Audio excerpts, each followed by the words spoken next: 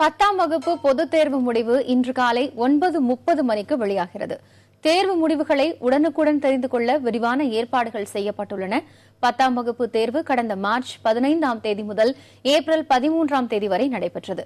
10ஆம் வகுப்பு பொதுத் தேர்வினை தமிழகம் மற்றும் புதுச்சேரியில் இருந்து 10,72,223 பள்ளி மாணவர்களும் 48,573 தனித் தேர்வர்களும் எழுதினர்.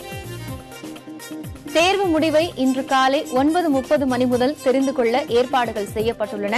முடிவுகளை www.tnresult.in என்ற இணையதள முகவரியிலும் www.dge1.tn.nic.in என்ற இணையதள முகவரியிலும் www.dge2.tn.nic.in என்ற முகவரிகளிலும் தெரிந்து கொள்ளலாம்.